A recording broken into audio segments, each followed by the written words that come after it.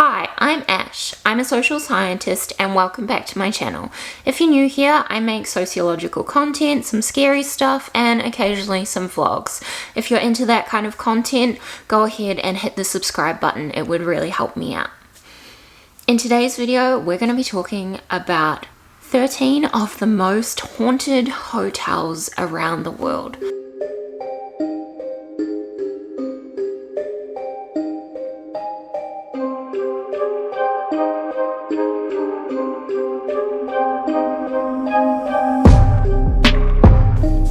Just a quick disclaimer before we get started. A lot of the information in this video today is taken from secondary sources, so just be aware of that and take it all with a grain of salt. Most of this is alleged, and we are going to be talking about ghosts and the paranormal and the passing of people, so viewer discretion is advised. I also want to quickly apologize for the lack of content. I'm trying to focus on my health. I have been having some more health issues than I normally have and just waiting on doctor's appointments.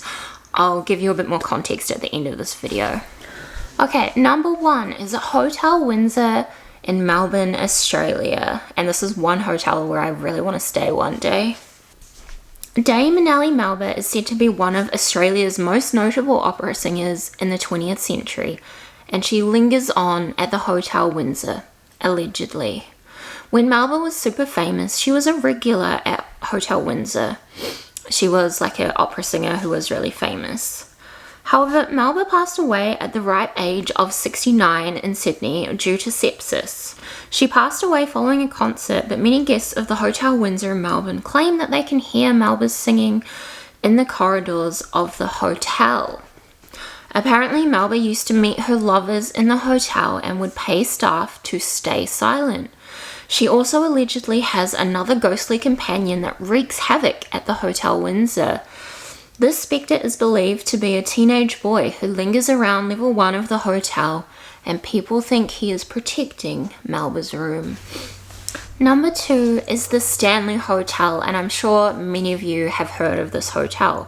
It is located in Estes Park, Colorado in the USA, and this is that infamous hotel where Stephen King stayed, had a terrifying dream, and was inspired to write The Shining. So this hotel is what the Overlook Hotel is based on in The Shining. Sorry if that's a spoiler. Stephen King and his wife stayed in room 217, and he had a lucid dream which goes as follows. This is a quote. In a lucid nightmare, the author dreamed of a coiled fire hose coming to life and chasing his screaming son as he ran down the halls of the hotel. After waking in a panic, King lit a cigarette and stared out the window. By the time he had finished the cigarette and gone back to bed, the rough outline of The Shining was fully formed in his mind. Which is pretty cool. I love The Shining. Everyone should read The Shining. The Stanley is claimed to be one of the biggest paranormal hotspots in America, where events go back much further than the 1970s.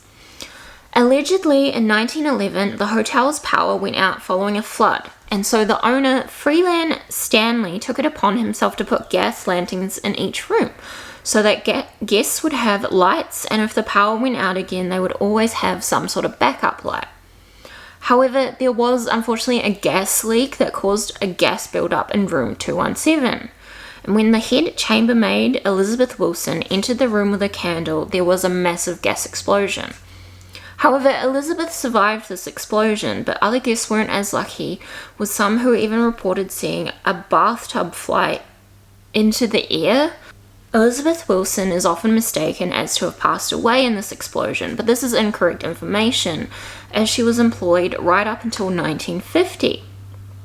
However, many guests believe that Elizabeth Wilson's ghost inhabits room 217, with many people reporting waking up to a room that was way tidier and way more organized than the day before. One couple have claimed that their bed was made with them still in it. At least the ghost is helpful. But I think that's why people think it's Elizabeth Wilson, because she was housekeeping and that's what she does.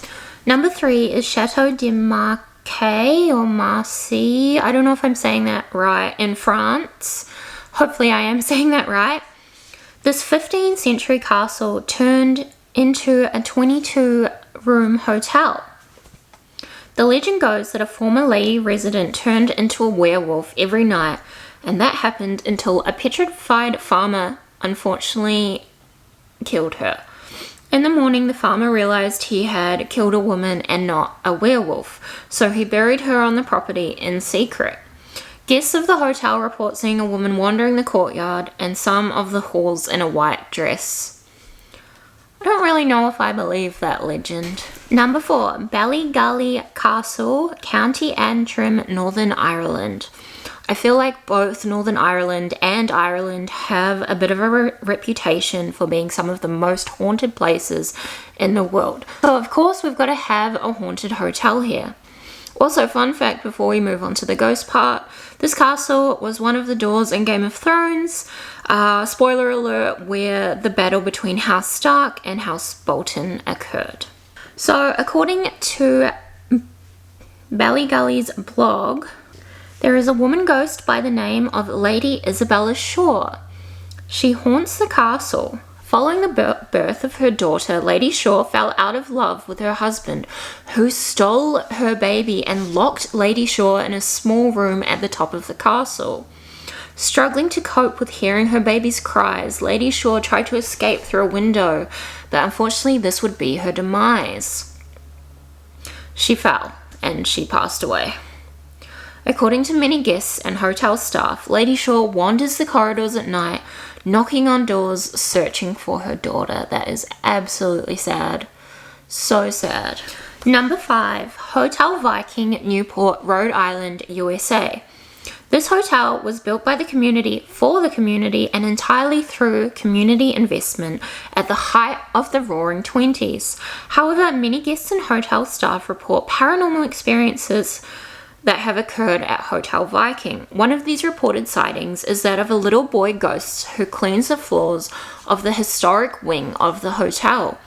There have also been reports of ghostly partygoers by hotel staff who have heard the noises of grand parties at crazy hours of the nights when no events have been planned.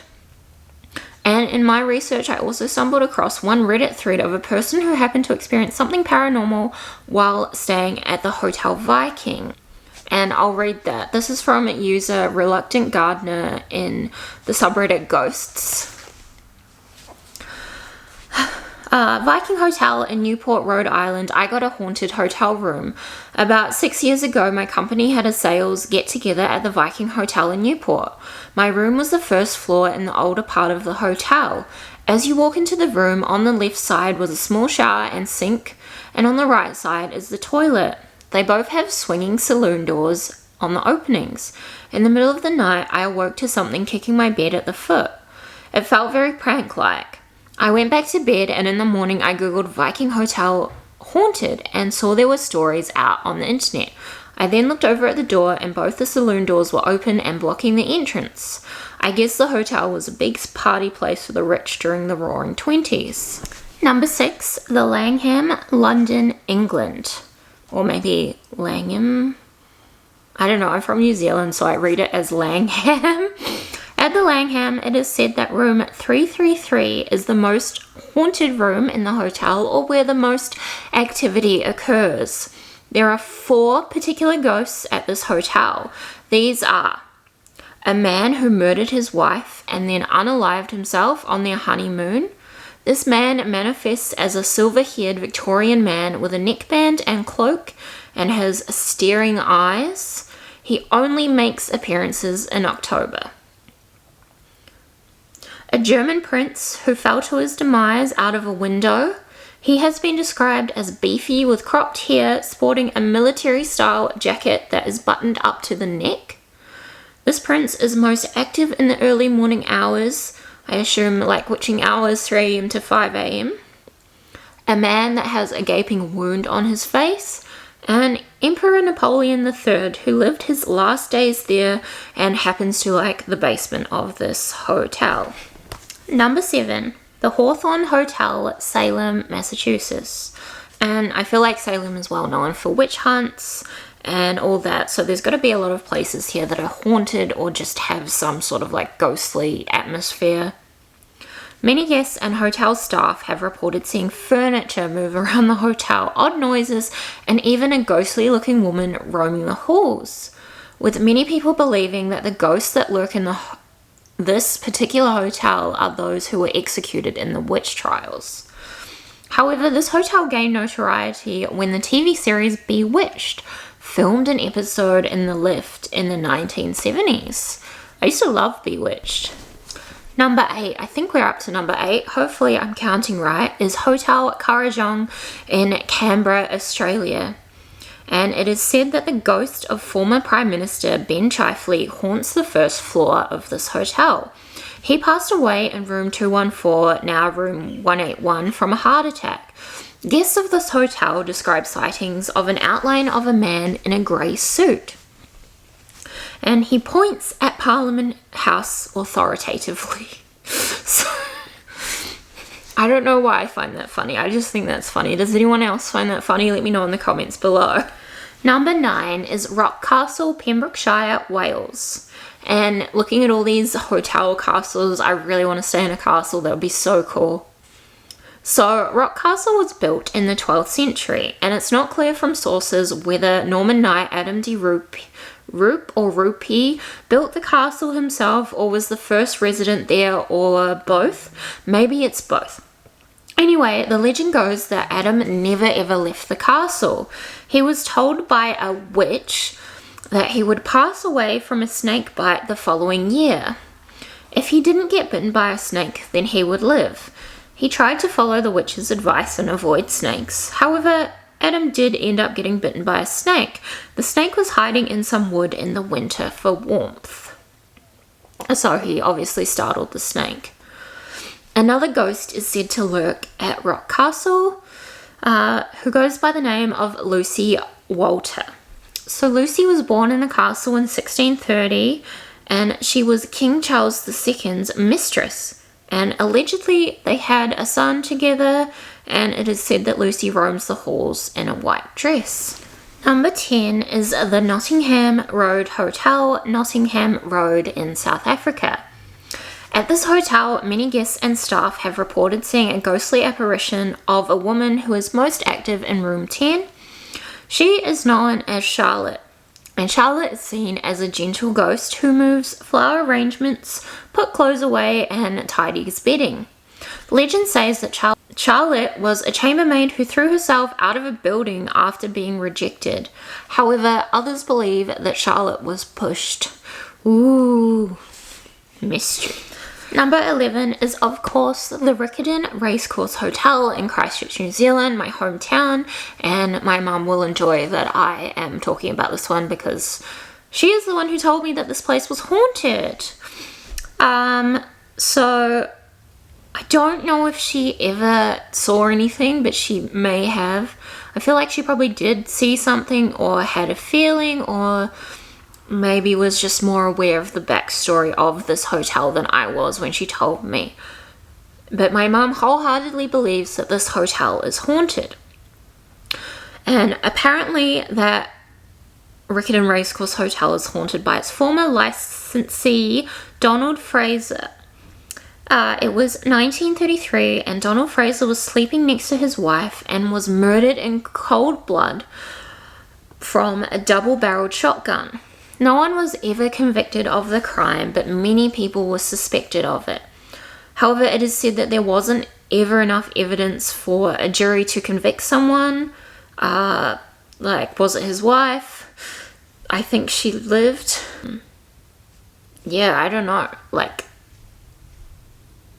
Who do you think did it? Was it someone else or was it his wife? And according to one source, guests claim his disembodied ghost roams the hallways, making it one of the most haunted buildings in New Zealand.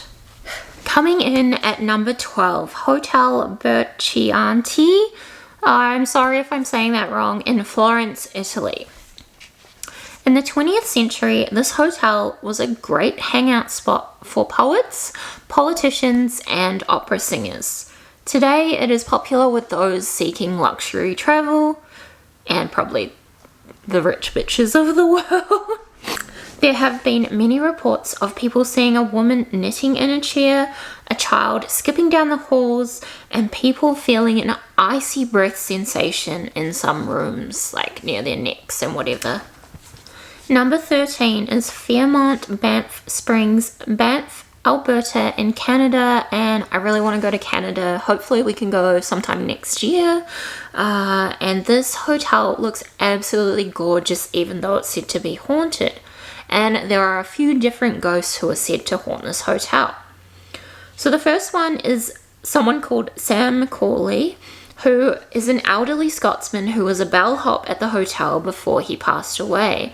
Many guests and hotel staff describe Sam to be a helpful and kind spirit, even assisting people at times.